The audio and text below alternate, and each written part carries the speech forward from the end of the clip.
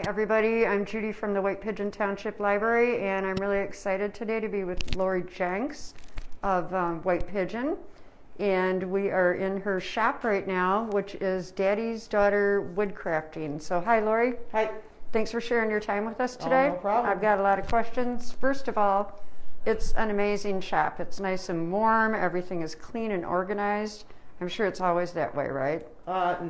Not always. Okay. It's usually everything's usually covered in sawdust. Yeah, well, that's a working woman's what shop. they say is sawdust is our glitter. Okay, awesome. Well, what's the story behind the name of your business? Well, about when I was about 5, 6 years old, my grandpa taught me how to use the scroll saw. Okay. And I made things with him for many years. He died when I was 9. So for a few years I made things with him, and then my dad and I have always been interested in woodworking. My dad's made several things and stuff, and then he went to Florida for the summers, and one of the guys at the campground where he stayed did intarsia, which is the main type of woodworking that I do. And he taught my dad how to do that.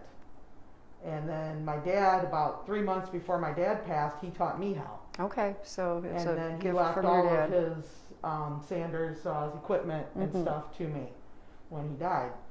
And so he taught me a few things, and then I've kind of progressed from there and learned some new things. Great. And How long have you been doing this? just a little over a year. That's all? Yeah. Wow, so this is new for you then, my somewhat. dad passed. My dad taught me in about November of 2018. He passed in January of 2019. And I started up really doing it in about November of 2019. Okay, so it's a hobby for you, but I take it you do sell some of your items? I do sell some. It is a hobby. I started out never intending to sell anything, and was just making things like crazy at Christmas time and giving them away as gifts. And, Okay. And then I made just a few pieces just because I liked the pattern and wanted to make it. And then friends were like, "Well, I want that." I said, "Okay, you can have." No, I want to pay you for it. I don't want you to give it to me. I want to pay you for your time and your work and stuff. And they said, "I won't take it unless you let me pay you for it." And so I started selling stuff. Great, awesome. So Do you have turned into a any little outlets business. where you sell, or is it mainly to friends and family? And Mainly it's word of mouth and Okay. friends and family, but I do now have a Facebook group that's called Daddy's Daughter Woodcrafting. You can search that and look it up. And so I do have a group now on Facebook, and there's the pieces that are available, which are up here on the wall behind us, are on there. all right. With the sizes and prices. And then every time I make something new, I add it to there. And Beautiful work. And so this is all what you call intarsia? most Am I of this correct? is intarsia. All right. I'm not familiar with that at all. Yep, this is all intarsia here. These two pieces here are called fretwork. Fretwork. Fretwork. All right. So basically, that's just cut out of one piece of wood where you cut away all the negative space. Mm-hmm. So this takes a while because every hole that has been cut out of here has to have a hole drilled, and then the blade has to come off the saw, be inserted through the hole, put back on the saw. So And that's then- all and then done you cut the on on the scroll saw. your And then you scroll cut saw. the little piece out. Okay. So Yeah, it that looks like takes- it's very that takes quite a while to intensive. do, just because of the time of taking the blade in and out all the time. And then this piece here is actually a combination of intarsia for the fish, fretwork for the backing, and then hand carving on the detail. Okay. So I see you've got some things out here that you're working on, Yeah, works in progress? I have lots of scrap wood. I have buckets of scrap that I'm trying to use up some of my scrap wood. So I made this puzzle the other day for my niece London, Oh, that's cool. and then I posted a picture of it on my Facebook page, and a friend saw it. And she said, "Well, can you make one for my niece to be born here Well, in March?" the wood that you're using is beautiful. Are those all stains? No, those are all natural woods. Really? Just has a finish applied to them is all. Beautiful But they're all patterns. natural woods. and- Like this one I'm making for London. It's to help her learn her shapes. So this one is bloodwood. This is zebra wood. This is spalted tamarind, and this is orange osage. And how do you come by these woods, especially the more exotic ones? There's several hardwood companies throughout the United States, but the main one I use is called Akuch out of Wisconsin. And you do that through So mail order? Just the internet, yeah. Okay. Just order online and they ship it. All right. And do they ship them in huge pieces or? 2 to 3 foot Oh, okay. pieces. So it's nothing. I think get up to like 4 foot sections. Mhm. Anything above that, it's going to cost a lot more in shipping I see. and stuff. But usually my shelves are only like 32 inches wide. So, Yeah, so you don't have a so I don't tremendous buy, amount of space. if I buy a 4 foot piece, I have to cut it Uh-huh. so it fits on the shelf. But most of the pieces that are kind of sticking off the shelf are 36 or 3 footers I see. because I didn't quite have 3 foot of space to put my shelves up.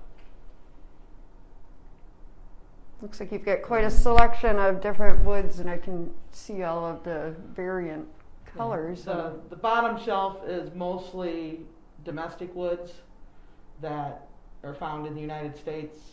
The top shelf are more exotic woods that are found in Africa, Central America, South America, Wow, how interesting.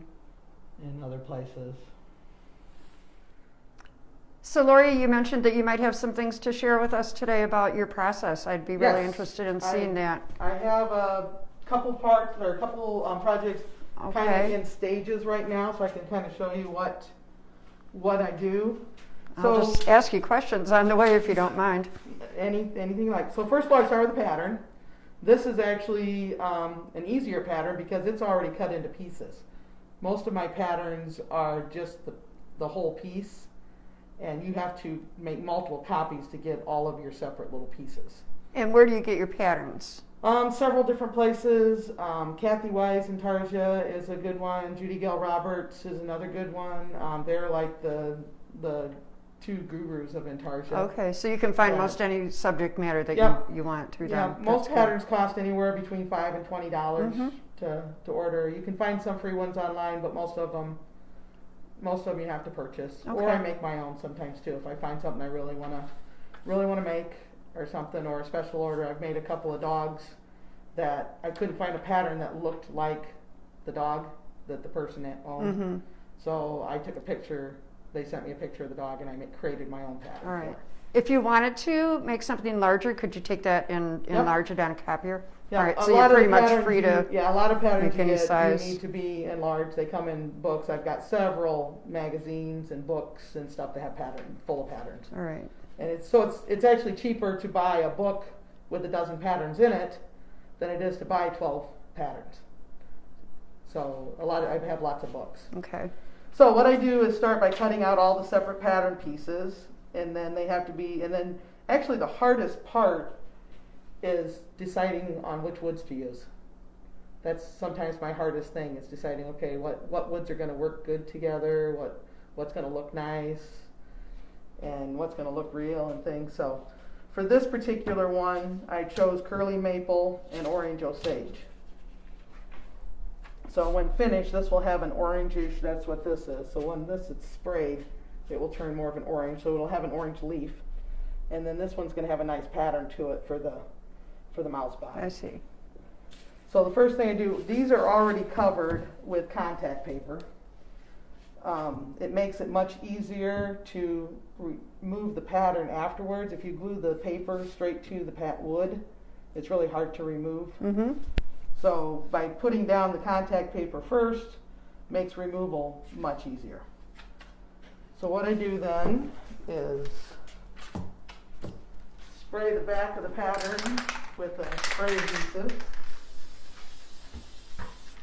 That's why I have my workbench covered with all these cardboards, because I'm always spraying stuff. And then I will attach these directly to the contact paper that's on the wood.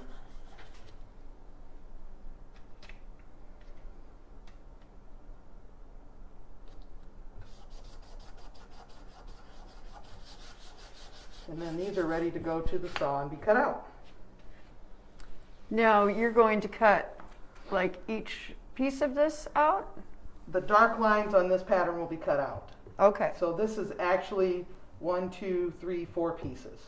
I see. Is going to come out of this pattern.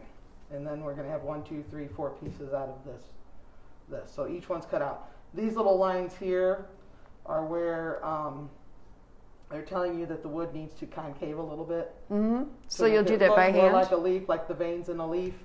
So I'll do that either with a little hand sander or with carving tools. I see. All right. To do that part of it. This one I chose red cedar for the leaf, so it'll have a reddish tint to it. The little nose is called wenge, and that's a black when it's finished. And then I have spalted butternut for the mouse. Mm-hmm. Now, can you just show us the saw that you cut these on? I'm interested. That looks so intricate. I use a scroll saw, and this was the one that my dad had bought. Shortly, he used it 2 or 3 times and then was no longer able to get to the basement and use it anymore. So basically, mainly I've used it. But since coming here, I have added this, which was a game changer. Oh, wow. Because I would definitely need that. I had to wear magnifying glasses before, and they just instantly get covered with sawdust. Mm-hmm. So this helps, and then it also helps to see the line better. Yeah, so when you're for fitting working so purposes small. and stuff. So I will cut this out.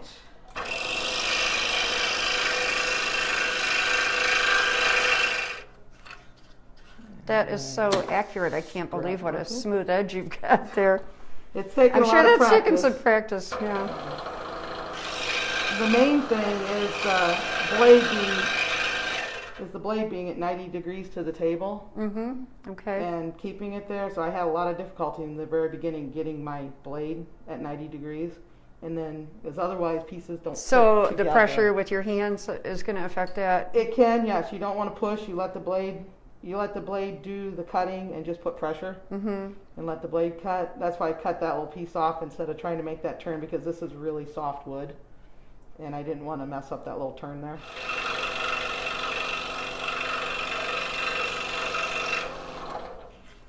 Okay, so Nice. that is cut out. All right, I have to ask this question, Lori. Mhm. Have you nicked your fingers on that? No, Really? no, Okay, good. no. It's really actually very difficult to cut yourself with a scroll saw because you are moving so slowly. Okay. The eye is going to take a little 1/4-inch dowel that's going to go in there. So before I take this piece off, I want to drill that hole to make sure that I have it in the right spot. place. And I'm not going to drill it all the way through. I'm just going to drill it about halfway through. And then this piece can come off.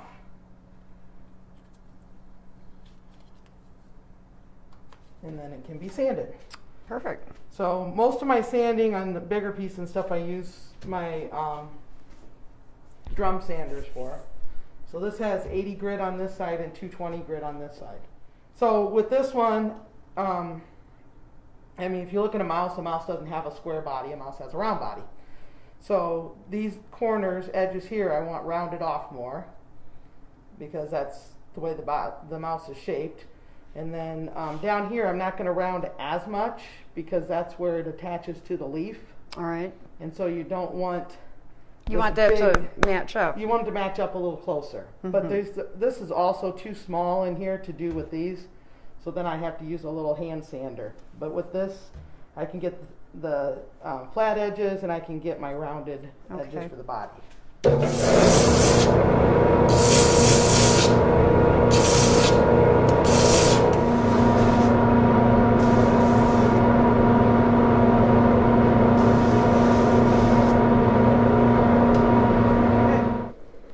With some little 1-inch pads on it.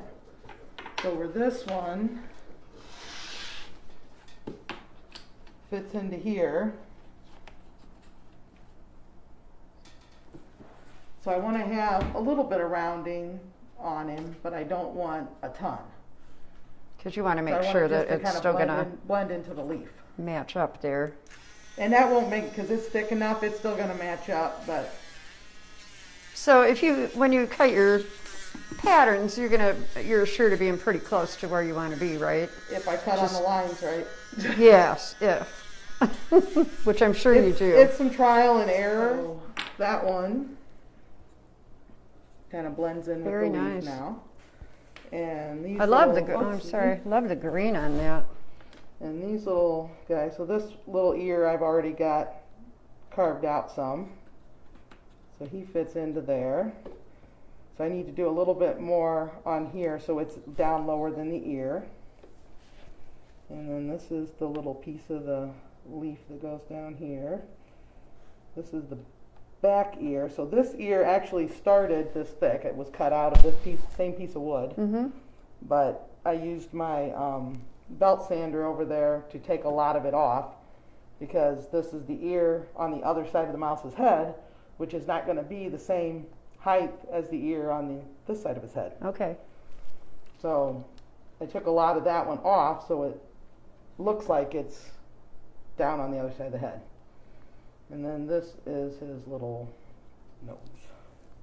Very cool. And then I just have to cut a piece of 1/4-inch dowel to put in there. So this will all be glued down to the backer board that it's sitting on here. And do you use just a wood glue? Yep, I use it's a tight bond. It's called Thick and Quick. Mm-hmm. So it's thicker than the regular tight bond wood glues. It's a little bit thicker so it stays where it belongs more. And so you glue, clamp it. So you just cut a board like on one of your pieces over here, something that'll fit the, Yep. if you want to do a background like you've done with the fish. Yep, then I can paint it. So this is the backer board that was already cut for this one here. So this is what it's going to be glued down to. Okay. So I just get a thin piece of masonite to glue things down to. So when it's all glued down and finished shaping and glued down and sanded, then the finished product is going to look something like that. Awesome. What do you use to get the beautiful shine and luster on that? That's all different clear coats. Oh, I've that's got it. I've So got no- a gloss, I've got a satin. No Just stain, depends no on- nothing. It's no just stains, no nothing. so those will just bring out a lot more of the Yeah. character Yeah, of it's the wood like then. if you saw the wood, like this wood that I just sprayed, that spalted tamarind. This is what it looks like before it's sprayed. Well, you wouldn't even know that. So it really, That's a beautiful it really wood. brings out the colors and the grains in the wood once you spray it. I did create one pattern I made for you guys. Oh my goodness. This is for us? Yep. Thank you. Oh, we So will that was created with the definitely coloring find a page very off special of. place with this. Thank you so much. Lori, I want to thank you so much on behalf of the whole library for having us into your shop today. It's amazing what you do. Just I appreciate you coming. yeah, well, we appreciate you fun. having us here and sharing your time and your talents on a beautiful snow day here in White Beautiful Pigeon. snow day. So, Lori, if people would like to have you do a commission, how would they get a hold of you? The easiest way is to look up and find my Facebook group, Daddy's Daughter Woodcrafting. Send me a request to join, and then you can message me through there or put a quote on there, or I guess you'll be listing my phone number and stuff at the end. Okay, yep, we will have Yep. that information if So- anyone's interested in Yep, on my contacting business Lori. card is my phone number and email address, so you can contact me that way. Okay, well, great. Thank you again, and so many thanks for this. This Oh, is you're welcome. very special to me.